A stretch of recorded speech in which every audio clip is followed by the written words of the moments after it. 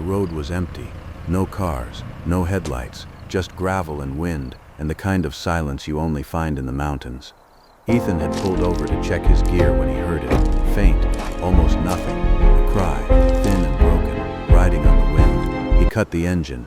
There it was again. Not one voice, but several, small, desperate, coming from the tall grass off the shoulder of the road. He grabbed his flashlight and stepped into the cold. The grass was wet, soaking through his boots as he moved toward the sound. Each step brought the crying closer, more frantic. Whatever was out there, it knew he was coming, and it kept calling anyway. Then his light caught them. 3 kittens, barely bigger than his palm. Fur matted and soaked, pressed together in a shallow dip in the earth, like they were trying to disappear into it. Their cries stopped the moment the light hit them, replaced by trembling silence. Ethan crouched slowly. These weren't ordinary kittens. Flat, wide faces, thick, stubby legs. Fur too dense for anything domestic. Pallas cats, one of the rarest, most elusive wild cats alive, and these 3 were alone. He scanned the grass, fresh paw prints, already softening in the mud. A mother's tracks, leading away toward the tree line, leading and not returning. One kitten lifted its head toward the forest, small ears turned, straining for a sound that wasn't coming. It held the position a long moment, then let its head fall back beside its siblings. Ethan sat back on his heels and waited. He told himself she'd come back. Pallas cats were shy, easily spooked. A human this close might be enough to keep her away for now. So he backed off, found a spot 30 yards out, and waited. An hour passed, then 2. The sun dropped behind the ridgeline, and the warmth of the day went with it. The temperature fell fast, the kind of mountain cold that turns breath to fog in minutes. The crying started again, weaker this time. He checked his phone. No signal. One last call went through before it died. A wildlife rescue contact, 2 hours south, the line cutting in and out. But the message landed. If the mother hasn't returned by dark, don't wait any longer. At this temperature they won't make it through the night. He looked back toward the grass. The crying had gone quiet, not calm, quiet in a way that worried him more. He moved in slow, flashlight low. The kittens hadn't moved. They'd pressed even closer together, so tight he nearly mistook them for one shape in the dark. The smallest one wasn't crying anymore. It wasn't moving much at all. Ethan pulled off his jacket and laid it flat on the ground. One at a time, he lifted them, impossibly light, impossibly cold. He felt one heartbeat, then a second, faint against his palm. He held his breath until he felt the third. He carried them to the truck like he was carrying something made of glass. The heater roared to life. He set the bundle on the passenger seat and drove, the mountain road twisting ahead of him in the dark, the only sound in the cab 3 tiny, shallow breaths. By the time he reached the rescue center, the vets were already waiting at the door. They took the kittens straight inside. Ethan stood outside the exam room, jacket still damp, hands still cold, watching through the glass as gloved hands moved fast and quiet over 3 small, still bodies. One of the vets looked up. Her expression changed. She called for a second team. Now, back at the rescue center, they made a heartbreaking discovery about the smallest kitten. The second team arrived within minutes.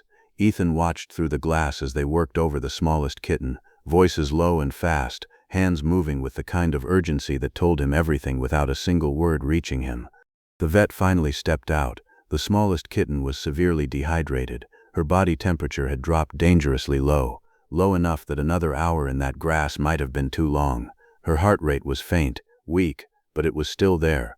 Her siblings were underweight and cold, but stable. She was the one they were worried about. They started her on fluids first, warmed slowly, carefully. Too much too fast could do more damage than the cold itself. A heating pad was placed beneath a soft towel, and she was tucked into it like something small enough to break. Ethan wasn't allowed in the room. He stood at the window instead, watching, unable to do anything but wait. Bottle feeding began that first night, and it didn't stop. Every 2 hours, around the clock, a vet tech mixed formula and coaxed it into 3 tiny, reluctant mouths. The 2 larger kittens took to it quickly, latching on with small, hungry sounds. The smallest fought it, turned her head away, refused. By morning she still hadn't eaten. The staff tried everything, different temperatures, different angles, a softer cloth wrapped around the bottle to mimic something familiar. Nothing worked. She lay curled against her siblings, eyes barely open, too weak to protest but too stubborn to give in. Someone placed a small stuffed animal beside them, roughly the size and shape of an adult cat. It was a guess, a hope that something soft and warm nearby might trigger some instinct to nurse, to root, to survive. The two larger kittens pressed against it immediately, finding comfort in the shape of something bigger than themselves. The smallest one didn't move toward it. Not yet. Ethan came back that evening, and the evening after that. He wasn't supposed to. Visitors weren't part of the protocol for wild rescues, especially ones meant for eventual release. But the staff let it slide. He sat outside the enclosure in the dark, not speaking, not reaching in, just present. Some nights that was all anyone could offer. On the second night, a vet tech noticed something. The smallest kitten had shifted closer to the stuffed animal, not touching it, just closer. By the third feeding of that night, she finally took the bottle. It wasn't much, barely half of what her siblings were taking in, but it was something. The room that had been holding its breath for 2 days let it out all at once. From there the change came slowly, in pieces too small to notice one at a time. Her eyes opened fully for the first time on day 3. By day 4 she was crying less and eating more, her body starting to fill out the loose skin that had hung off her tiny frame. The 3 of them began sleeping differently too, no longer in the huddled, defensive knot of that first night, but sprawled loosely across each other, the kind of sleep that only comes when a body finally feels safe. Personalities started to surface. One kitten was bold, always first to the bottle, first to explore the edges of the enclosure. Another stayed close to the middle, cautious, watching before acting. And the smallest, the one who'd fought hardest just to survive, turned out to be the most curious of all, pawing at everything, tumbling over her siblings, as if making up for the days she'd spent too weak to move. Ethan watched it all from just outside the glass, keeping the distance the staff asked of him. It wasn't easy, but he understood why it mattered. 2 weeks in, the vet gave him the news he'd been waiting to hear. All 3 kittens were stable, gaining weight, strong enough to be moved to a larger recovery space. It should have felt like the end of the hardest part. But that same afternoon, a wildlife officer walked into the rescue center with news that changed everything. Just when everyone thought the worst was over, someone unexpected arrived at the rescue center. The wildlife officer didn't waste time getting to the point. Rangers doing a routine survey in a protected rehabilitation area had come across something unusual, an adult female Pallas cat, alone, showing clear signs of having recently cared for young of her own. No kittens were found with her, no explanation for where they'd gone. She was healthy, stable, and, according to the officer, still exhibiting maternal behavior, pacing near a den site, calling softly, watching the tree line the way a mother watches for something that isn't coming back. The vet team went quiet when they heard it. It was a long shot. Wild Pallas cats were notoriously private, easily stressed, and introductions like this rarely went smoothly even under ideal conditions. But the timing, the behavior, the location, it was enough to try. Plans moved fast after that. The 3 kittens were strong enough to travel now, strong enough to be handled for a short transfer. Ethan wasn't part of the decision-making, but he was there when they loaded the carrier into the truck, standing a respectful distance back, watching 3 tiny faces peer out through the mesh.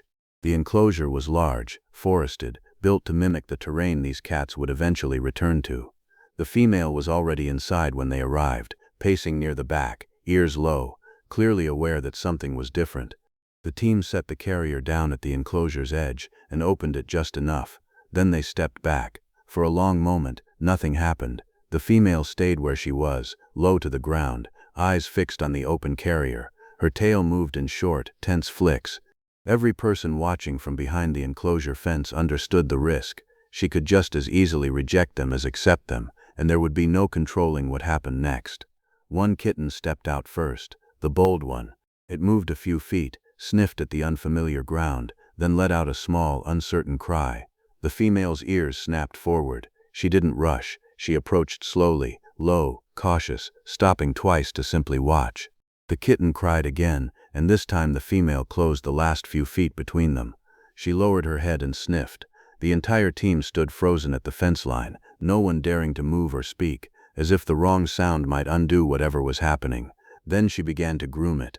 Slow, steady licks along the kitten's damp fur, the same instinct that had once cared for young of her own, now finding somewhere new to land. The kitten went still under her touch, not from fear, but from something that looked, unmistakably, like relief.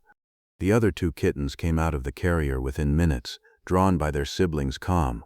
The female extended the same care to each of them in turn, until all three were pressed against her, quiet for the first time in weeks. Nobody at the fence line said a word. A few people wiped their eyes and pretended they hadn't. In the days that followed, the bond only deepened. The kittens nursed against her when she allowed it, slept curled into her side, and began to explore the enclosure with a confidence they hadn't shown before, climbing low branches, wrestling each other in the grass, scattering the moment she gave a warning look, then creeping right back. She corrected them when they wandered too far. She watched over them while they slept. She had, in every way that mattered, become their mother. Ethan visited when he could, but he kept his distance now more than ever. Every day these kittens spent bonding with a wild mother, learning to be wary of humans, learning the instincts that would keep them alive one day in the mountains. That was a day closer to the life they were always meant to have. He'd pulled them out of the grass to save their lives. But this wasn't his to be part of, not anymore. Months passed. The kittens grew fast, the way wild things do when they finally have everything they need. Their coats thickened, their legs grew steady. The frightened, freezing creatures from that roadside grass were becoming something else entirely, something built for the mountains. And then, one morning, the rescue team gathered at the enclosure with a different kind of equipment: transport crates, release permits, maps of the protected range where the family would be set free. Months later, it was finally time to give the little family the future they deserved. By the time release day arrived, the 3 kittens Ethan had carried out of the grass, wrapped in his jacket, barely breathing, were gone. In their place were 3 young Pallas cats, strong, thick-coated, and wild in every way that mattered. The months in the rehabilitation enclosure had done what no bottle or heating pad ever could. Under the female's watch, they'd learned to stalk through tall grass without a sound. They'd learned to climb rock faces that once would have been impossible, to freeze mid-step at the first sign of danger, to read the world the way a wild cat has to read it, every rustle, every shadow, every shift in wind. They'd learned to hunt, first clumsily, chasing anything that moved, then with a patience and precision that surprised even the staff who'd watched them grow. They learned which parts of the enclosure offered cover, which offered a vantage point, which sounds meant nothing, and which meant everything. The vet team ran their final assessments the week before release. Weight, muscle condition, reflexes, wariness around humans. Every box checked, every number where it needed to be. The female had done her part. Now it was time to let her family finish the rest on their own. Release day came cold and clear, the kind of mountain morning where the light hits the frost just right and everything looks brand new. Ethan was there, as he'd asked to be, standing well back from the transport crates, keeping the same distance he'd learned to keep months ago. It wasn't his place to be close, it never really had been, but he'd earned the right to watch. The rescue team moved the crates to the release site, a stretch of protected mountain terrain not far, in truth, from where this had all started. Rock outcrops, thick grass, tree lines stretching up toward a ridge that disappeared into low cloud. One by one the crate doors opened. The female went first, stepping out with the calm confidence of an animal returning to a place she already understood. She paused at the tree line, looked back once, and waited. The bold one followed next, the same kitten who'd stepped out of the carrier first all those months ago to meet a stranger who might have rejected them. It moved into the grass without hesitation, disappearing and reappearing between the rocks before bounding toward the tree line after her. The second kitten went next, more careful, more measured, pausing to look back at the humans gathered by the crates before turning and following its sibling into the brush. That left the smallest, the one who hadn't cried anymore that first night in the grass, the one who'd refused the bottle for a full day while everyone held their breath, the one who'd fought hardest, in her own quiet way, just to make it this far. She stepped out slowly, sniffing the cold air, taking in the mountain the way she'd once taken in a heated truck cab and a stranger's jacket.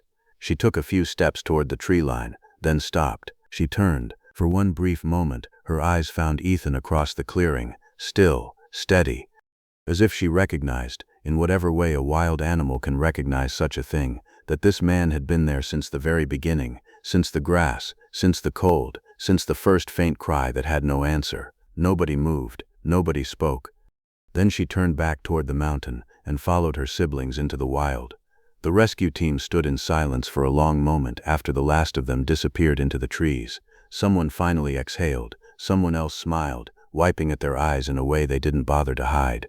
Ethan stayed until the mountain went quiet again, until there was nothing left to see but rock and grass, and the tree line swallowing the last traces of movement. He thought about that first night often in the years that followed. The sound of crying in an empty field, the paw prints leading nowhere, the small, cold shape that had barely had a heartbeat left to give. They hadn't gotten their mother back, not the one they'd lost that night in the grass. But they'd gotten something else, something just as real. Sometimes love isn't replacing what was lost, it's giving someone the chance to find hope again.